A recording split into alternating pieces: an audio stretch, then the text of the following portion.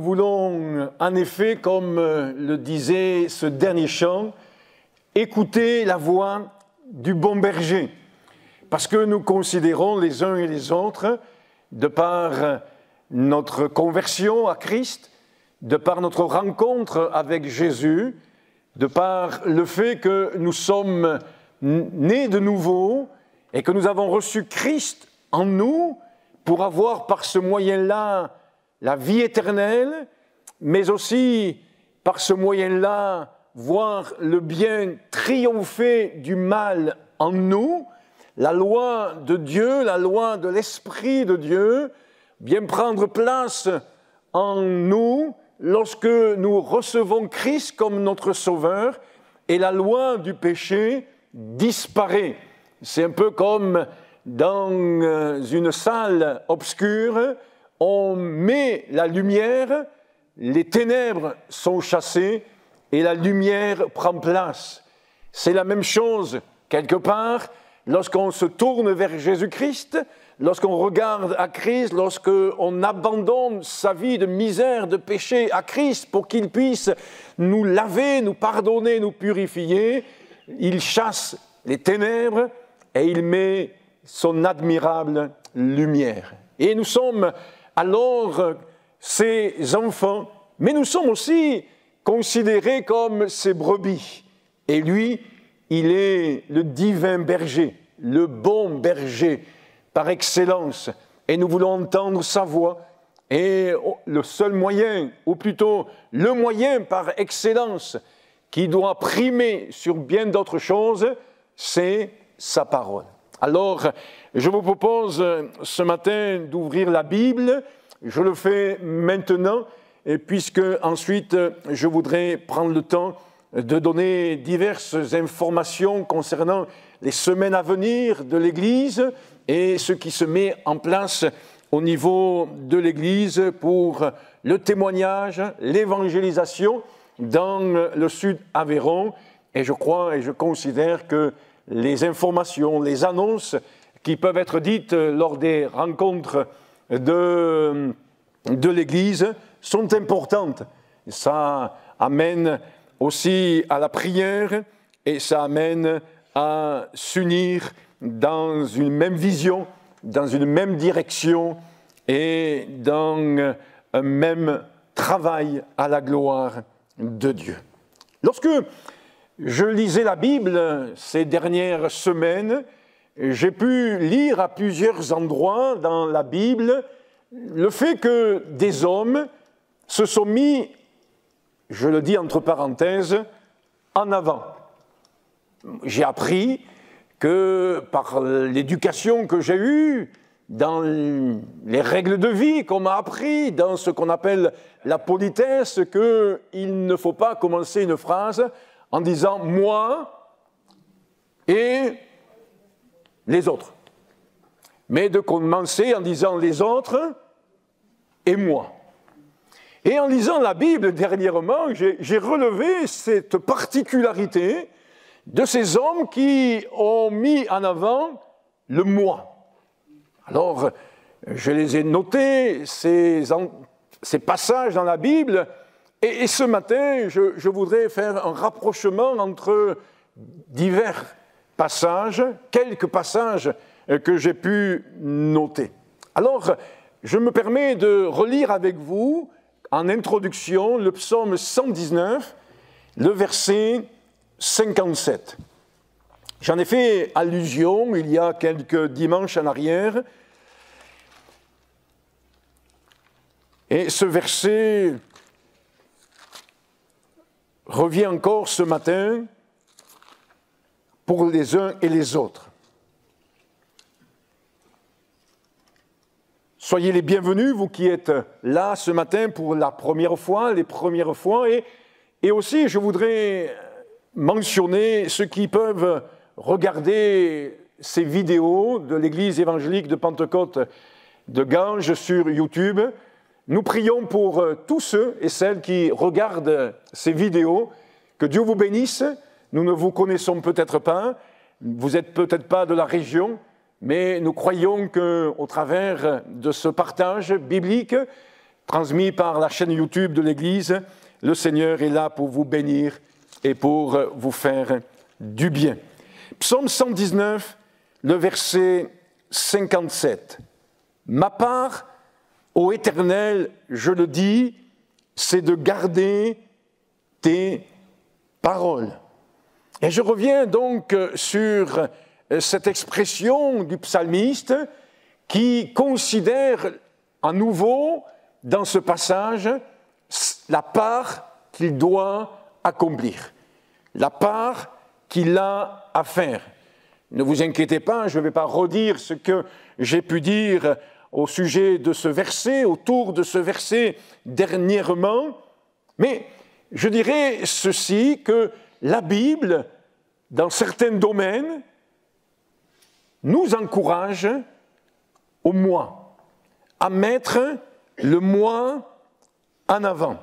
Ça peut paraître surprenant parce que la Bible nous annonce que c'est profitable pour nous de renoncer à nous-mêmes. La Bible nous encourage à penser à notre prochain, d'aimer notre prochain comme nous-mêmes, même s'il y a quand même le nous-mêmes, à ne pas se replier sur nous-mêmes, encore moins à être égoïste.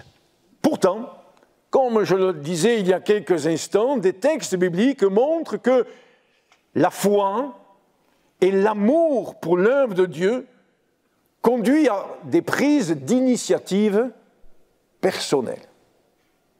Et je voudrais apporter un encouragement ce matin pour chacun d'entre nous à trouver un équilibre entre le fait de s'engager, mais aussi le fait d'avoir cette pensée que nous sommes appelés à renoncer à nous-mêmes.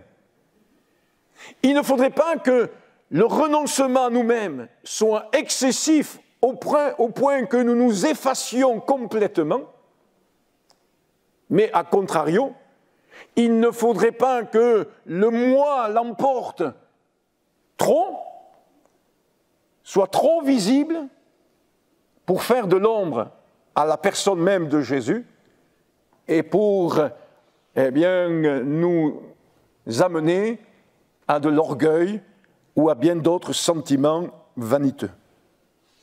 Le moi que la Bible met en avant, je le dis de cette manière-là, le moi entre guillemets, ce n'est pas le moi égoïste, orgueilleux, vaniteux, j'allais dire le moi de la chair, mais c'est le moi responsable, le moi engagé.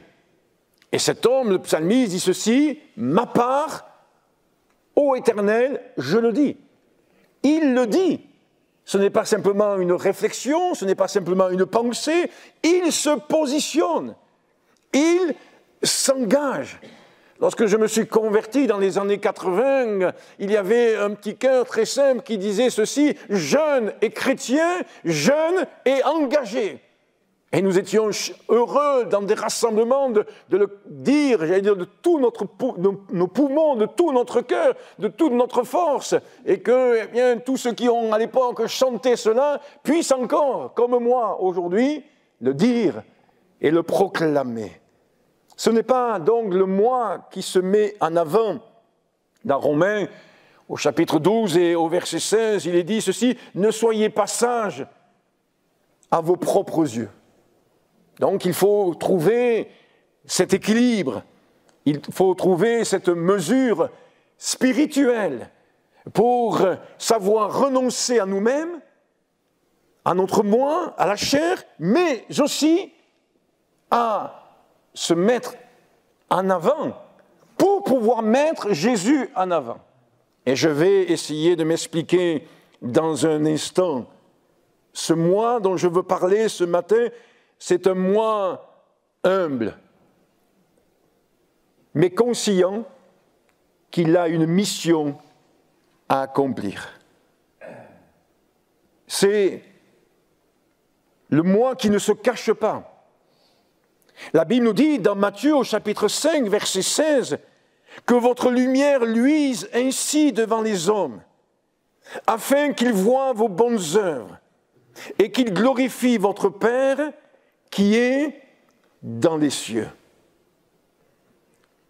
Ce que j'appelle le moi ce matin, et que je trouve quelques éléments dans la parole de Dieu pour alimenter la pensée du Seigneur, c'est ce moi du disciple de Jésus, qui est conscient qu'il est la lumière et que cette lumière ne doit pas rester sous le boisseau.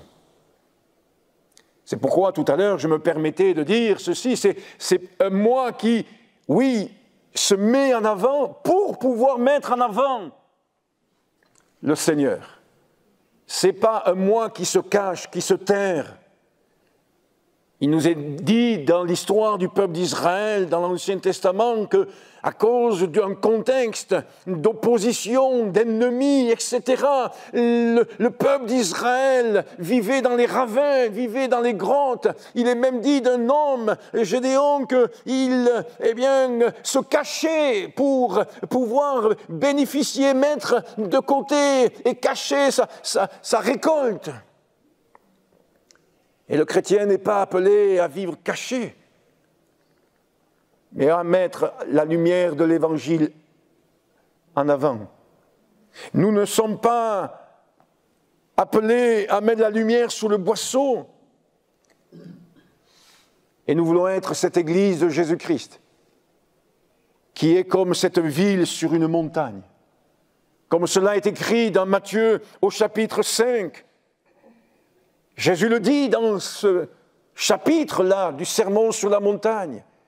Et il nous invite à considérer que oui, une ville qui est sur une montagne ne peut pas se cacher, elle est visible. Et nous avons besoin de considérer cela. L'Église de Jésus-Christ veut être visible dans ce monde. Les médias peut-être ne mettront pas en avant l'Église de Jésus-Christ, son message, son enseignement, ses valeurs, sa morale, son éthique. Peut-être d'autres moyens de ce monde vont chercher à faire de l'ombre au message de l'Église de Jésus-Christ, au message de l'Évangile.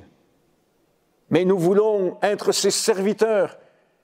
Et ça rejoint ce que je veux dire maintenant, c'est un moi serviteur.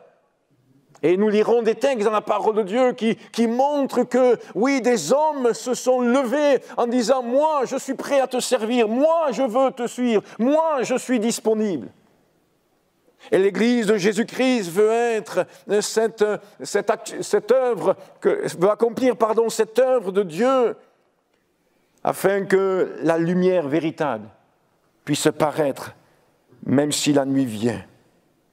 Le moi dont je veux parler ce matin, c'est un moi disponible, celui d'Ésaïe, le prophète. Quand il dit au chapitre 6 et au verset 8, après avoir eu une révélation, vu la sainteté de Dieu, ressenti sa misère, bénéficié du pardon de Dieu, voici que, donc, au chapitre 6 et au verset 8, il va dire « Me voici, envoie-moi ». C'est ce moi dont je veux vous parler, celui de Samuel. Alors qu'il dort, le jeune Samuel entend son nom résonner dans sa nuit. Et il pense, dans un premier temps, que c'est le sacrificateur Élie.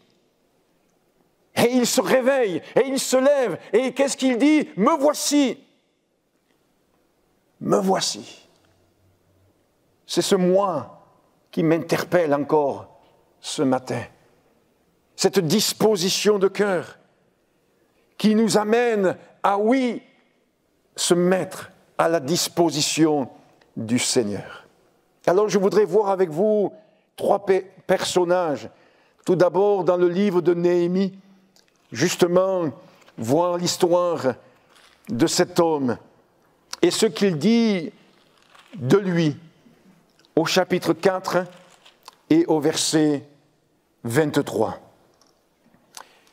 Je ne lirai que les versets qui nous concernent ce matin, en veillant bien sûr de ne pas écorcher le contexte. Néhémie, chapitre 4, verset 23. Cet homme va quitter son confort,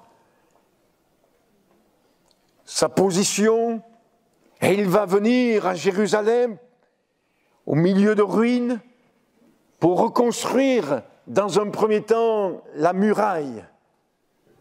Et voici que cet homme va se mettre au travail, et puis d'autres vont le suivre. Il va être un guide.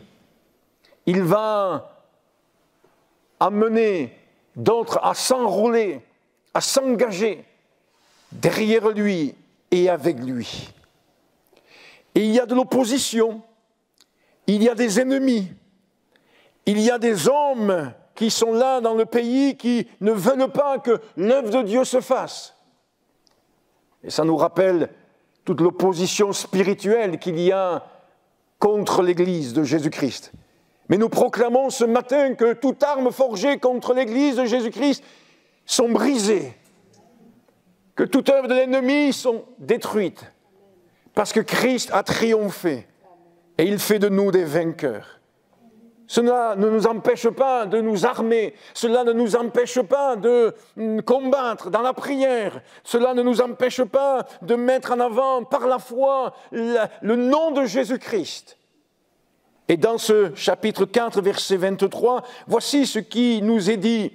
Et nous ne quittions point nos vêtements, ni moi, ni mes frères, ni mes serviteurs, ni les hommes de garde qui me suivaient, chacun n'avait que ses armes et de l'eau. Amen. Et peut-être vous comprenez un peu mieux l'esprit du message ce matin. Et ce que je veux mettre en avant, cet homme Néhémie, dans ce combat, dans cette œuvre, dans ce travail, n'a pas attendu que les autres se lèvent, mais il s'est levé. D'autres ont suivi, d'autres ont compris la vision, d'autres ont perçu ce qu'il voulait, d'autres ont perçu que ce n'était pas la vision de Néhémie, mais c'était la vision de Dieu, c'était le plan de Dieu, le projet de Dieu. Et donc, ils se sont eux aussi enrôlés derrière Néhémie, avec Néhémie. Mais Néhémie nous dit quelque chose d'intéressant là. Il nous montre qu'il ne s'est pas mis de côté. Il n'a pas cherché à mettre les autres au travail. Il n'a pas dit, eh bien, combattez et moi je resterai, eh bien, au chaud. Il n'a pas fait comme un célèbre David qui a envoyé son armée au combat et lui, il est resté à Jérusalem. Et ce fut pour un moment douloureux, difficile concernant son existence. Non. Nous en parlerons par un autre personnage tiré du Nouveau Testament, mais il y a une dimension là d'exemplarité. Il veut montrer la voie. Et quelque part, frères et sœurs, nous voulons être de ceux et de celles qui montreront la voie à suivre, qui ne restons pas en retrait. Et pas simplement dans le domaine du combat, pas simplement dans le domaine du service, mais dans le domaine de la prière, dans le domaine de la louange, dans le domaine du témoignage, dans le domaine de l'évangélisation, dans tous les domaines qui concernent la vie de l'Église, et son évolution, et ses progrès, et son développement. Il ne méprise pas les autres, mais il sait, comme nous l'avons lu dans le psaume 119, il sait qu'il a sa part à faire. Et il dit, ni moi, ni mes frères, ni mes serviteurs, ni les hommes de garde qui me suivaient, chacun n'avait que ses armes et de l'eau. Oui, c'est bon de pouvoir s'appuyer sur ses frères et sœurs en Christ. Oui, c'est bon de pouvoir solliciter l'Église et de dire « priez pour moi ». Oui, c'est bon de pouvoir compter sur l'assistance du Saint-Esprit. Oui, c'est bon de pouvoir chercher des fois à être encouragé par ses frères et ses sœurs. Mais nous voyons que Néhémie, à l'image de Néhémie, nous avons notre part à faire.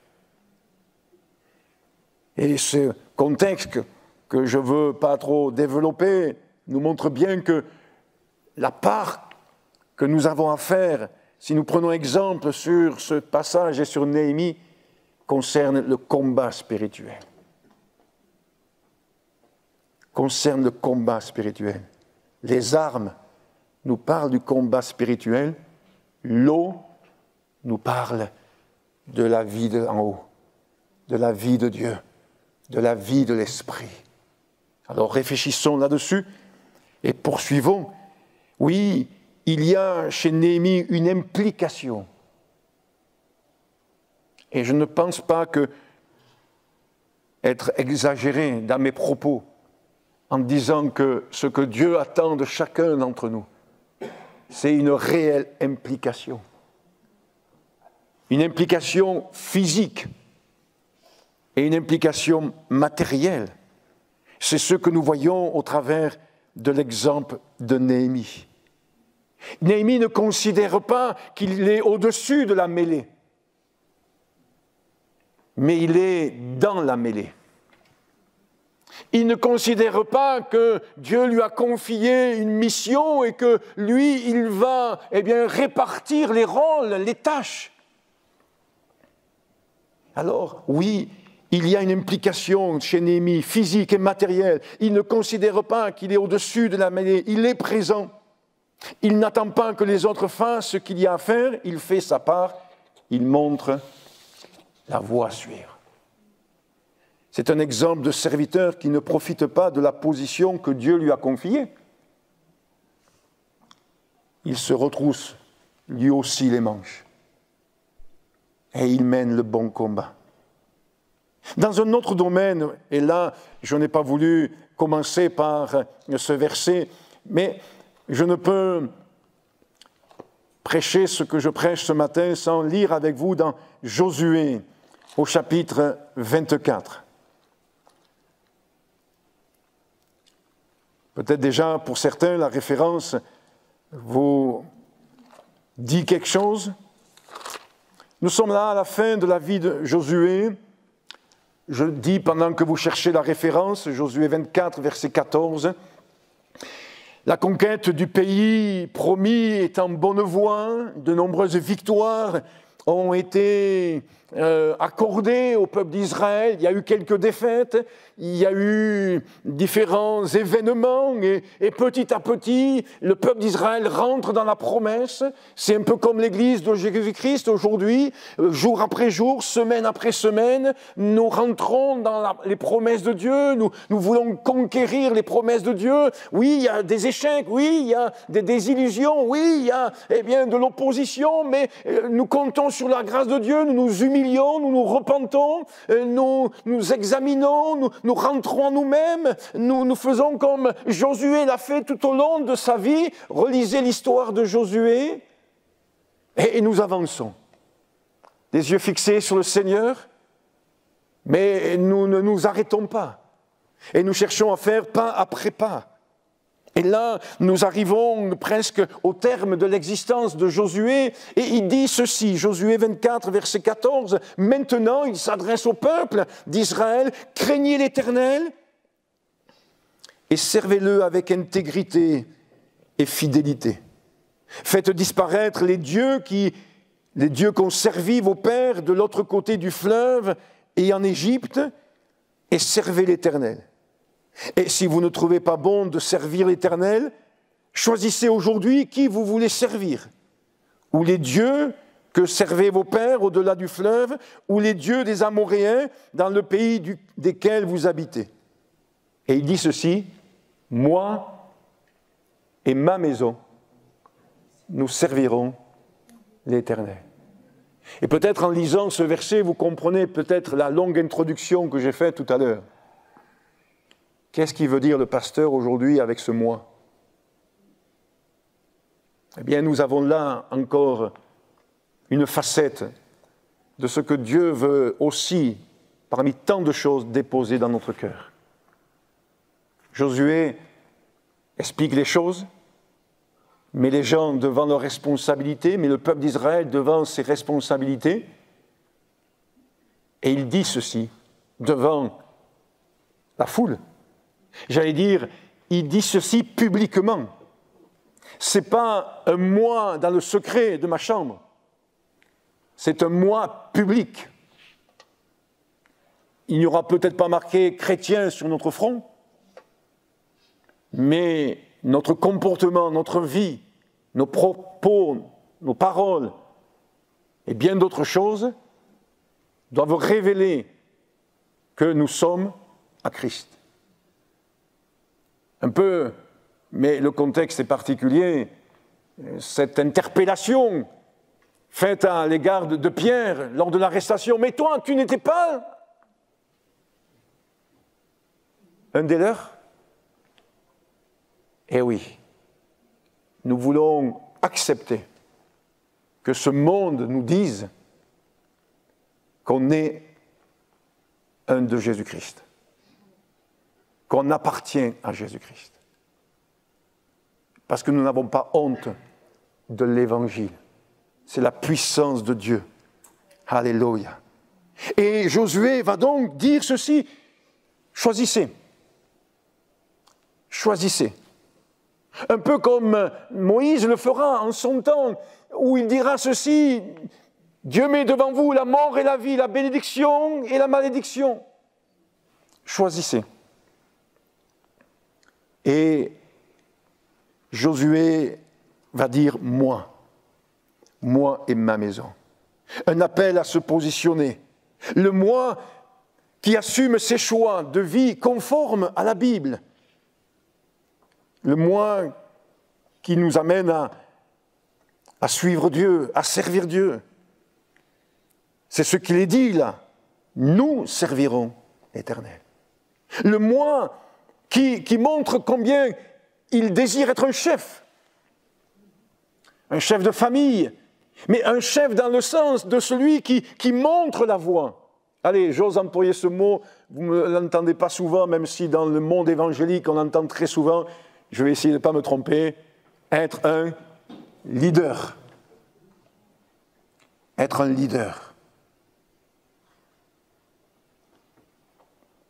Et nous ne voulons pas utiliser stratégie humaine pour être un leader. Mais nous voulons être animés des sentiments qui étaient en Dieu pour être ce guide, ce chef, c'est-à-dire celui qui montre la voie et qui conduit eh bien, ceux et celles qui le désirent, de nos familles ou de l'Église ou d'ailleurs, à eux aussi marcher avec Jésus-Christ. Josué dit là qu'il y a chez lui un engagement devant Dieu, devant les hommes, mais aussi, nous devons le considérer devant notre adversaire, le diable. De nombreux témoignages corroborent cela. En effet, de nombreux frères et sœurs en Christ, moi-même, nous avons pu constater que le jour où nous nous sommes décidés à suivre Dieu, le jour où j'ai pu dire « Me voici, ô Dieu, pour faire ta volonté », le jour où j'ai pu dire à Dieu « Me voici, envoie-moi, me voici pour te servir », moi, Jean-Luc, je décide de marcher à ta suite. Et peut-être vous avez fait la même expérience à ce moment-là. Combien on a vu que des bâtons se mettaient en travers de notre route. Des pièges étaient là. Des épreuves sont arrivées pour décourager, déstabiliser, perturber, nous freiner, nous ralentir, nous faire stopper, nous faire reculer, nous amener à retourner dans les choses que nous avions vomies pourtant. Et nous voulons considérer cela. Oui, cet engagement n'est pas sur le coup d'une émotion. Moi, ce que je considère, je vous l'ai dit dans le contexte tout à l'heure, Josué a de l'âge. Il a du vécu.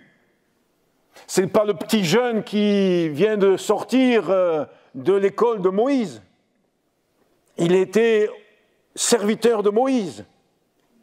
Il a appris au pied de cet homme. Il a vu les choses. Il a grandi, il a évolué. Et là, à la fin de sa vie, eh bien, avec l'expérience qu'il a, le vécu qu'il a, il dit cela. Moi, ça m'interpelle. Sur la continuité, j'allais dire sur la durée. Ce n'est pas sous le coup d'une émotion, mais voici qu'il se positionne encore. Et puis, ça nous montre une chose, c'est que jusqu'au bout, nous pouvons dire « Moi, Seigneur, je veux être à ta disposition. Moi, Seigneur, je veux te servir. » Même si c'est pour balayer l'église, même si c'est pour faire les vitres, même si c'est pour donner un prospectus, une invitation, comme cela, dans la boîte aux lettres. Voilà. C'est quand la dernière fois que vous avez donné une invitation pour l'église? C'est quand la dernière fois que vous avez mis un appel de la vie dans une boîte aux lettres? Un évangile à quelqu'un? C'est pourtant si facile d'en avoir dans sa poche. Pour vous, mesdames, d'en avoir dans votre sac à main. Me voici, Seigneur. Est-ce que le matin, en nous levant, on dit, Seigneur, me voici. J'ai fait mon programme, mais Seigneur, je veux aussi faire ton programme. Et si ça change mon programme, Seigneur, qu'importe. Je veux rentrer dans ton programme et accomplir ce qui convient. Le souhait, quelque part de Josué, je le dis de cette manière-là pour chacun d'entre nous aujourd'hui, c'est d'être ce moteur. Celui qui donne une direction à suivre, qui montre, même au sein de sa famille, ce qu'il convient de faire. Je dis même au sein de sa famille, parce que peut-être certains au milieu de nous vont dire, oui, mais si vous connaissiez ma famille,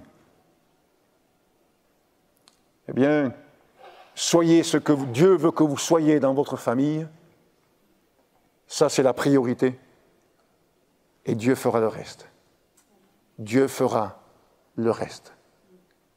Et c'est vrai que quand on décide d'être serviteur, servant du Seigneur, c'est un choix, on se positionne. Et même s'il y a autour de nous des gens qui n'ont pas encore reçu cela, qui n'ont pas encore reçu Jésus-Christ, nous intercédons et nous prions. Mais quelque part, nous nous disons aussi, ils peuvent voir et ils peuvent entendre ce que c'est que de suivre Jésus. Et j'ai entendu souvent des adolescents, des enfants nous dire ceci, dire oui, en tous les cas, je sais que le jour où je donnerai mon cœur à Jésus, le jour où je m'engagerai avec Jésus, je sais à quoi m'en tenir. Et ça, c'est beau. Ça, c'est intéressant. C'est ce qu'a fait Jésus. Jésus, il ne l'a pas dit « engagez-vous et je vous dirai après les choses ». Non, il a dit ceci, si quelqu'un veut venir après moi, qu'il renonce à lui-même, qu'il se charge de sa croix et qu'il me suive. Il dit « vous aurez des difficultés, vous aurez des oppositions, mais prenez courage, j'ai vaincu le monde ». Jean 16, 33, il a dit ceci. Et le Seigneur est là pour nous encourager. Alors, un troisième personnage que nous trouvons dans le Nouveau Testament, permettez-moi de vous dire les choses de cette manière-là. J'ai toujours eu du mal avec ce verset, mais il est dans la parole de Dieu et je veux le prêcher. Je vais vous expliquer pourquoi. J'ai eu un peu de mal avec ce verset, mais il faut comprendre l'esprit avec lequel l'apôtre Paul dit les choses. 1 Corinthiens chapitre 11, verset 1. 1 Corinthiens chapitre 11, verset 1.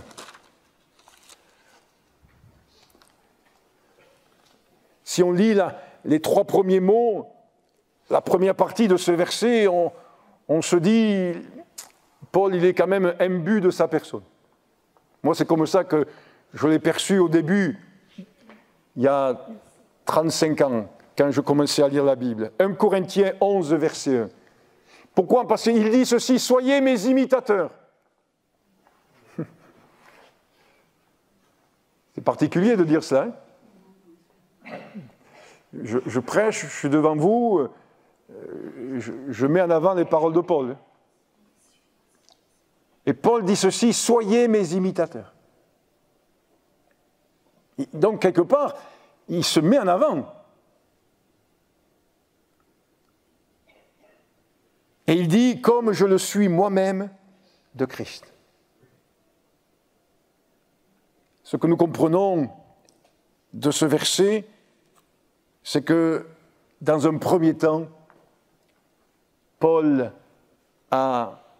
s'est laissé imprégner, s'est laissé imbiber de la personne de Christ, de sa pensée, de son œuvre, de son caractère, de son amour, de sa pensée, de ses sentiments, comme il le dira dans une épître, les sentiments qui sont en Jésus-Christ. Et quelque part, oui, il souhaite, il désire que ceux qui sont en train de lire sa lettre l'imitent. Permettez-moi quand même, dans un autre domaine, de dire les choses de cette manière-là. Quand je témoigne à quelqu'un, quand je parle de Jésus-Christ à quelqu'un, quand je discute avec quelqu'un qui n'est pas dans la foi, qui est dans les ténèbres, qui est dans le péché, qui est dans la perdition, n'y a-t-il pas au plus profond de moi-même, n'y a-t-il pas au plus profond de nous-mêmes ce désir de dire quelque part à cette personne qui se débat dans ses problèmes, qui se débat dans son incrédulité, qui se débat dans son péché, mais fais comme moi. Sois mon imitateur. Pas parce que je suis l'homme parfait, mais parce que j'ai confiance en Dieu. Parce que ma foi en Dieu me permet de tenir debout. Parce que ma foi en Jésus-Christ me donne de triompher. Parce que, eh bien, Jésus prend soin de moi, Jésus me garde. Fais comme moi. Vous n'avez pas envie de dire ça autour de vous? De dire à ces gens qui sont perdus, qui sont dans l'esclavage, qui sont dans les addictions, qui sont dans l'incrédulité, qui sont dans leur propre justice, qui sont dans leur philosophie, mais de leur dire, mais ça vous amène à rien, mais soyez comme moi. Soyez comme moi. Et l'apôtre Paul le dit par ailleurs, alors qu'il est enchaîné, alors qu'on l'a arrêté, il dira ceci, mais j'ai qu'un seul désir, c'est que tous vous soyez comme moi, sauf mes chaînes. Oui, dans l'histoire de la religiosité, il semblerait quand même que parfois on ait laissé entendre que pour être très spirituel, très pieux, il fallait s'effacer, mais être très effacé. Au point que des fois, les chrétiens ont accepté d'être, excusez-moi l'expression, des serpillères. Où les incrédules se sont frottés les pieds dessus. Je crois que nous voulons considérer les choses avec équilibre, sans tomber dans un extrême, attention. Ne méprenez pas mes mots ce matin, frères et sœurs, chers amis. Mais de se dire, dans ce monde dans lequel nous vivons, j'ai ma part à faire. Je suis invité à apporter la lumière. L'Église de Jésus-Christ, elle doit être comme, je le disais tout à l'heure, cette ville sur la montagne. On ne doit pas mettre la lumière sous le boisseau. Et on doit pouvoir dire, oui, je sais en qui j'ai cru, et je n'ai pas honte, excusez-moi de le redire encore une fois, de l'Évangile. Et dans Philippiens au chapitre 3, verset 17, pour ceux qui notent, l'apôtre Paul dira la même chose qu'aux Corinthiens. Il dira, soyez mes imitateurs. Car nous comprenons bien que l'objectif de Paul est clair, c'est celui d'être semblable à Christ.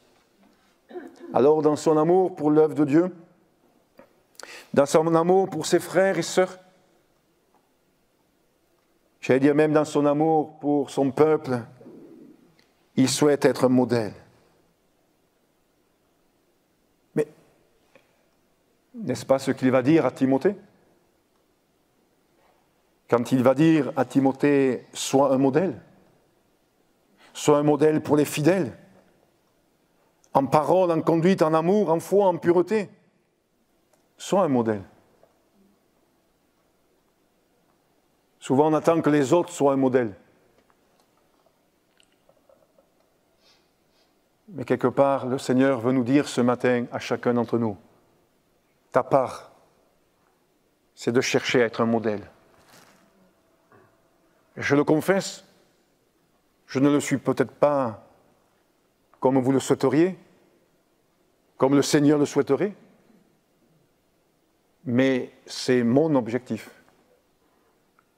C'est ma part. Ce que dit le psalmiste, ma part, je le dis. Et nous voulons dire que notre souhait et notre aspiration, c'est d'être un modèle. Pour ceux qui sont en couple chrétien, je veux dire, l'homme et la femme à Christ. Prions pour être un modèle de vie conjugale, un modèle de vie sentimentale. Vous qui êtes veuf, célibataire, qui avez essuyé des échecs sentimentaux et qui avez divorcé, eh bien, priez le Seigneur pour dire, Seigneur, oui, je veux être un modèle. C'est dans cet esprit que j'ai abordé ce message. Il n'est pas question de se mettre en avant pour se mettre en avant, mais de se dire, j'ai ma part. J'ai ma part. Moi, dira Néhémie. Moi, dira Josué. Et l'apôtre Paul nous invite à aussi considérer la même chose. Alors une prière doit monter vers Dieu, il me semble, ce matin encore, c'est de dire, Seigneur, que tu sois vu en moi. Que tu sois vu en moi. Je n'oserais pas m'appuyer sur ce qui nous est dit dans Hébreux chapitre 1, parce que ça concerne la personne même de Jésus. Il nous est dit que Jésus est le reflet de Dieu. Mais quelque part, c'est bien ce que je demande à ma prière encore ce matin. Seigneur, si dans ta grâce, je peux être le reflet de ta personne et que les gens te voient en moi, que les gens te voient en moi. Le moi, entre guillemets, qui plaît à Dieu, c'est celui du serviteur disponible entre ses mains. C'est ce moi qui se laisse façonner, qui se laisse émonder, qui se laisse équiper, qui se laisse toucher par la parole de Dieu et qui fait que, oui, eh bien, nous nous laissons utiliser par le Seigneur. Et nous voulons lui dire, peut-être ensemble ce matin, me voici, envoie-moi, vois mes mains, vois ma bouche, vois mes yeux, vois mon corps, me voici Seigneur, envoie-moi. Je ne suis pas du style à prier, je termine là-dessus, en disant Seigneur, va chercher les perdus.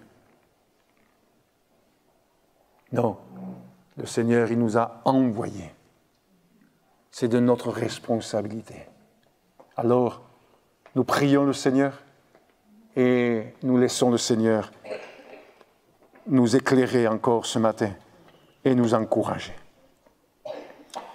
Merci mon Dieu pour ces hommes dans ta parole qui ont su contribuer à leur manière et qui ont su contribuer avec ta grâce à l'avancement de ton règne, à la manifestation de ta volonté, à l'établissement de ton œuvre dans un endroit, dans une ville, dans l'Église.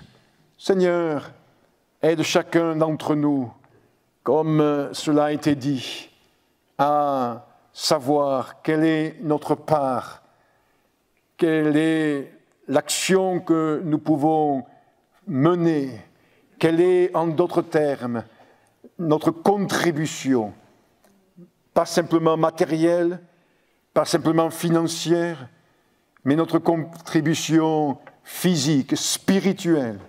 Seigneur, soutiens-nous. Nous savons que tu cherches des hommes et des femmes, pas simplement qui se tiennent à la brèche, mais qui se lèvent pour te servir. Aide-nous en cela et renouvelle-nous dans ce courage nécessaire pour poursuivre la marche et l'engagement avec toi. Amen. Amen.